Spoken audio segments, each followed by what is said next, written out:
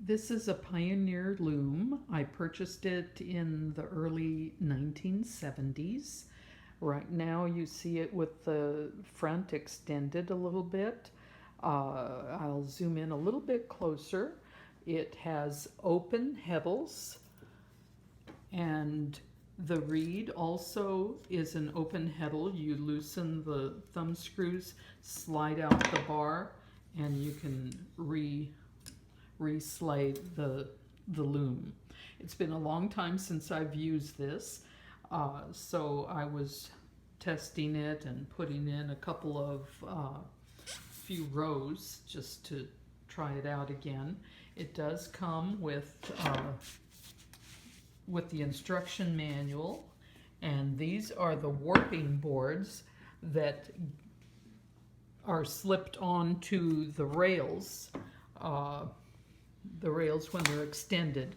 These pins pull out so that you can extend. So there's a pin on either side, and then you can pull this out.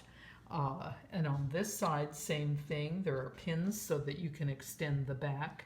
And let me get around here. Well, here, it's got 4 harnesses, and you just pull them down. I will demonstrate a little bit. Let me get over on this side. Here is the other pin. So when those are pulled out, then you can extend this out. I'll show you the ratchet. It's right here. So if I was going to loosen the front, I just push. Well, it's kind of hard one-handed. If I loosen the front, come around here with the camera. Okay. I loosen here, and then I can lift up. Zoom in down here, Jan. See, I can lift up on the ratchet to loosen it, and then that gives it a little slack. I have to pop that back to tighten that up, and let me go ahead, get a little bit closer. I'll do, let's see, I don't remember where I was. Was this? Okay, so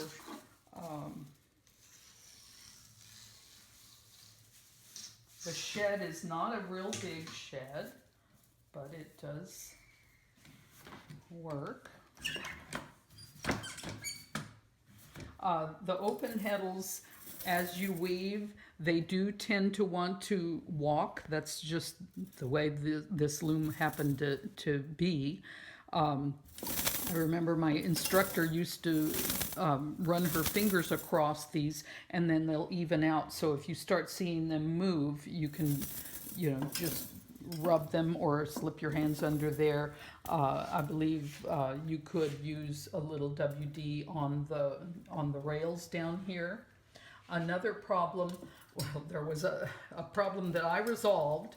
I attached this small piece of aluminum because before using this, as I would go up and down, there were times that these would slip under this bar. So to prevent that, I created this little aluminum piece that snaps on here.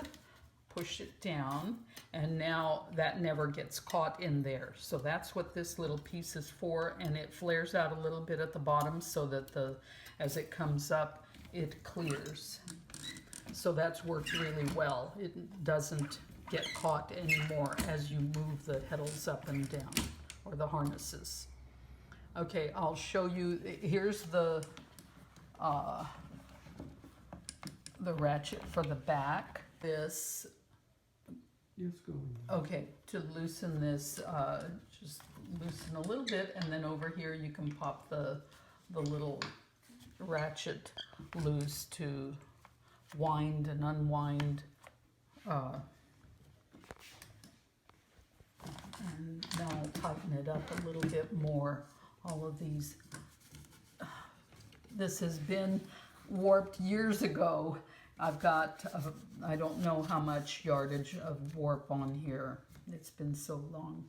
Another thing, this is a cone holder.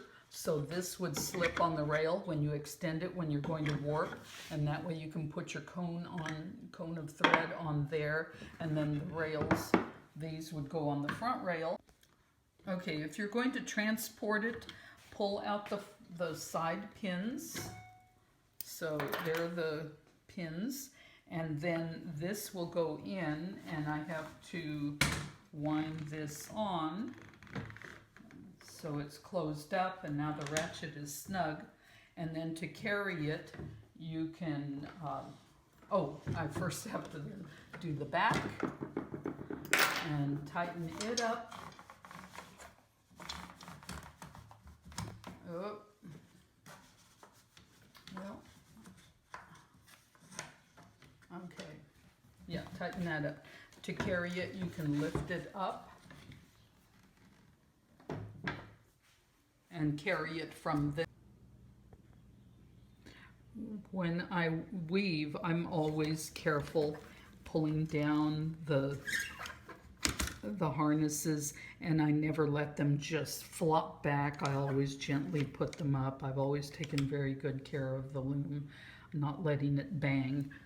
I wanted to show you close up the way these harnesses are, and again, you know, it's on a wire, and you can see here how that has one of those little crimp beads and a hook, and then it goes into this, and then somehow there's a little pin there that holds this, but number 4 for some reason seems to be a little different, but it was working, you know, fine. It works fine. But this pin on this side, there is a little pin right here that goes in there. So it goes through there and through a loop on this metal piece and over here. So if that should ever come loose, make sure you put a pin in there. Whoops. And originally this was, I purchased it as a 4 harness. This space was in order to add more harnesses, but I don't know, I think a table loom is harder with 8, so I never did purchase the other harnesses. And here you can see the open heddles. There are a few heddles that are also open at the bottom that you can slip in if there was a mistake or whatever. There's several of them, but it's kind of hard to tell. Once this warp is used and you rewarp, you can see how it's made. I loosened both wing nuts on the reed so you can see how this works. This actually, when both ends are loose, then this will slide open, and when you warp the loom, you're warping through the open heddle and then through the reed. Really kind of neat, really neat. That was one of the reasons why my instructor liked this loom so much. This is the underside of the loom, and I want to show you when I was working on the loom, right here, one of the springs, the wires broke, so I went ahead and purchased 4 springs, but I only replaced this one that actually broke off.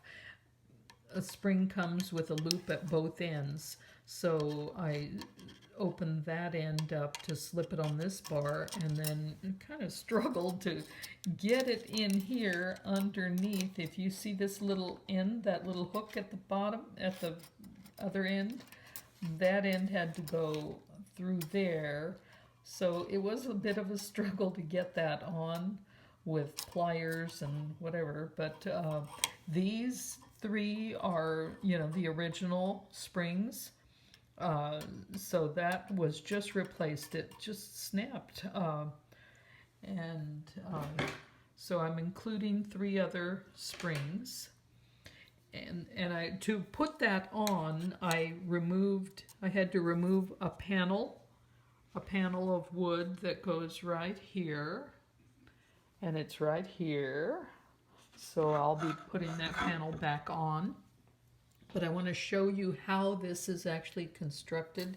If you look, the wire, the spring, and then there's this little loop, and it's all, you know, these are wire, probably stainless steel type, and then it's got the crimp on it that goes up and around, and you know, you can just follow and see how they work. And here they are going around the bottom and through here and up, yeah, around through the harness, and then, you know, they connect there.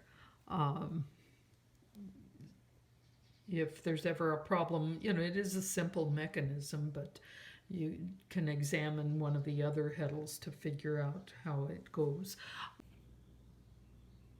Okay, the bottom panel is on. It's attached with the 4 screws. And I'm going to come around. Oh, one thing I want to mention, the heddle, this is the bar that is the heddle, and it has these 2 extensions. This tape has always been on there, and I have no idea why. Maybe it slipped off. I haven't. Let me show you the other side. This has always been like that, and there's a second bar. That may be if you want the distance a little different. I've never moved it. I've made many things on this loom and never had to adjust it. And this tape has always been there. I'll show you the front and show you the open heddles. Show you how the heddles are. Here is one heddle, and if you see, it's a piece of metal that is slotted open. So this is the other side of the bottom of the loom. It comes with 4 rubber feet, and right here is the serial number 802 on this loom. This is still the bottom. Another thing is, when the loom is closed, it is totally flush here. Earlier, in one of my earlier videos, I couldn't put the cotter pin in, and that was because my leash sticks were in the way, and this was not going in flush. So make sure that these sticks are out of the way when you're collapsing the loom, so that you can get the cotter pins in on both sides, right there. So this is the back end. I purchased 2 new cotter pins for the reed, to hold the reed in place. I don't think I ever had 6 cotter pins total, but now there are cotter pins for the front, the reed, and for the back. These are some of the things that I have made on this loom. I've made a few just white runners and some other things in the 70s. This was a popular trend, this little tiny piece. And this is a long runner. I have another runner similar in pink, but couldn't find it. Another runner here, and this drawstring bag with a really nice little pattern. And all of these were made on the Pioneer Loom.